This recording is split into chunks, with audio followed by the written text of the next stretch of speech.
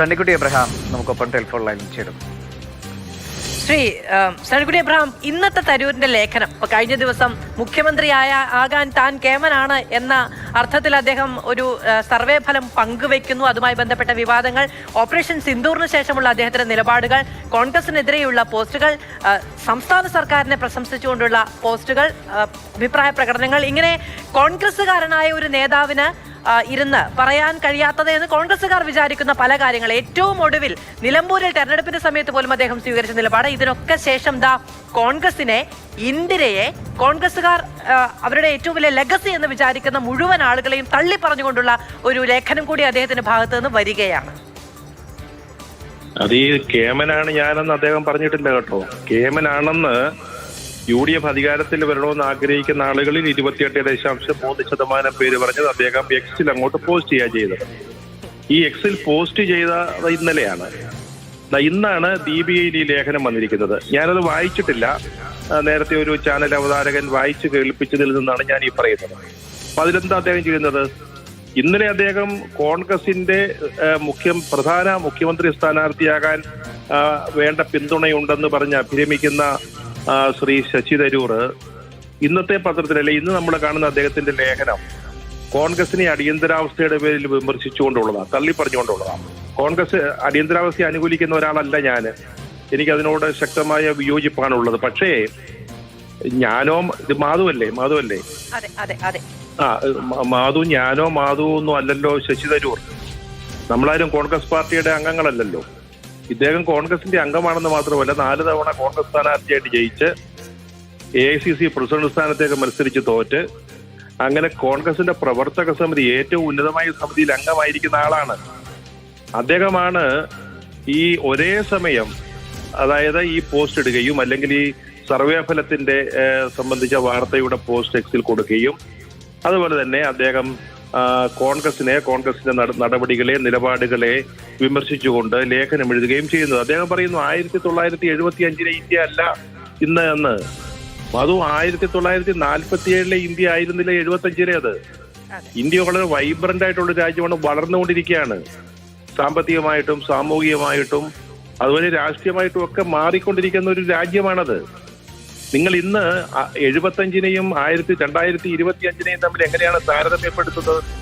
അതൊരു സാധാരണ മനുഷ്യനല്ല, വിശ്വപൗരൻ എന്ന് പറയുന്ന വളരെ പ്രശസ്തനായ എഴുത്തുകാരൻ, അതുപോലെ തന്നെ രാഷ്ട്രീയ നേതാവ്, അദ്ദേഹമാണ് ഈ പറയുന്നത്.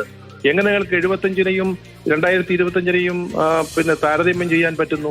77-ൽ ഇന്ത്യയെയും അവരുടെ പാർട്ടിയെയും ജനം തള്ളിക്കളഞ്ഞു എന്നാണ് പറയുന്നത്. അപ്പൊ നേരത്തെ അനുദാസ് ചോദിച്ചതുപോലെ തരൂരിന്റെ പാർട്ടി ഏതാണ് എന്നുള്ളൊരു ചോദ്യം. പിന്നെ 2014-ലല്ല ഇന്ത്യ ഉണ്ടായത്. പുതിയ ഇന്ത്യ കെട്ടിപ്പടുക്കുന്നതിൽ കാലാകാലങ്ങളിലായുള്ള സംഭാവനകളെ അദ്ദേഹം ഓർത്തെടുക്കുന്നില്ല.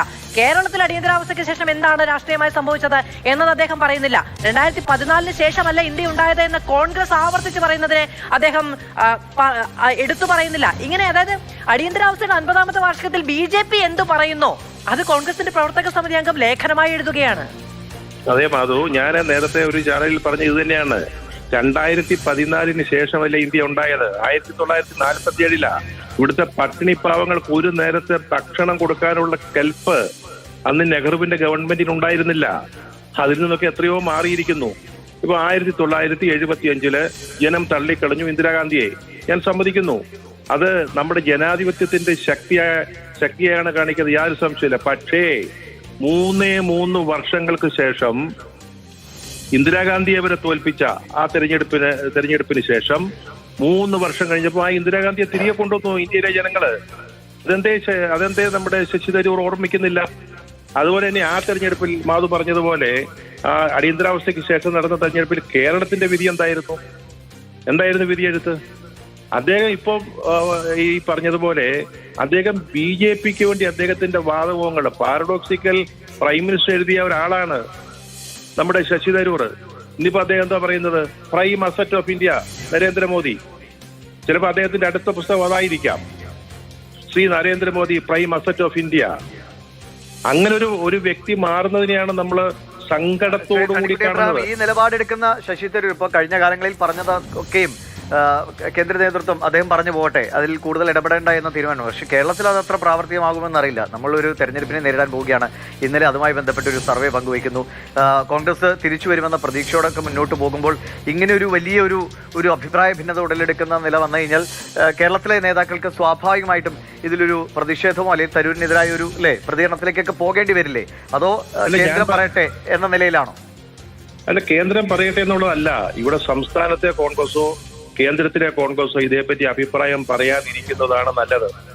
അദ്ദേഹം നിലമ്പൂർ തെരഞ്ഞെടുപ്പിന്റെ അന്ന് പറഞ്ഞല്ലോ, എന്നെ ക്ഷണിച്ചില്ല, ഞാൻ ക്ഷണിച്ചിരുന്നെങ്കിൽ പോകുമായിരുന്നു എന്ന്. അവിടെ എന്തെങ്കിലും നേരിയ ചലനമെങ്കിലും സൃഷ്ടിച്ചോ? ഇവിടെ അദ്ദേഹം പറഞ്ഞുകൊണ്ടിരിക്കട്ടെ. അദ്ദേഹം ലോക പൗരനാണ്. ഇപ്പൊ BJPയുടെ ദൗത്യ സംഘത്തിലെ പ്രധാനപ്പെട്ട ആളാണ്. BJPക്ക് വേണ്ടിയും മോദിക്ക് വേണ്ടിയും സംസാരിച്ചുകൊണ്ടിരിക്കുന്ന ആളാണ്. അദ്ദേഹം പറയട്ടെ.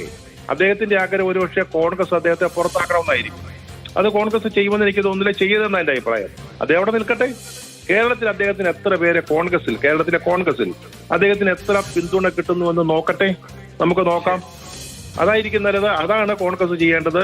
അദ്ദേഹത്തെ വിട്ടേക്കുക, അദ്ദേഹത്തിന്റെ വഴിക്ക് തീരുമാനിക്കുന്നതെന്ന് നമുക്ക് കാത്തിരുന്ന. വളരെ നന്ദി ശ്രീ സണ്ണിക്കുട്ടി എബ്രഹാം പ്രതികരണം അറിയിച്ചതിന്. അദ്ദേഹം പറയുന്ന പോലെ അദ്ദേഹത്തിന്റെ വഴിക്ക് പോകട്ടെ. കോൺഗ്രസ് ഇതിൽ കൂടുതൽ പ്രതികരണം നടത്തേണ്ടതില്ല എന്നൊരു വിലയിരുത്തലാണ് അദ്ദേഹത്തിന്റെ ഭാഗത്തുനിന്ന് വരുന്നത്. പക്ഷേ ഇതങ്ങനെ അവസാനിക്കുന്നില്ല.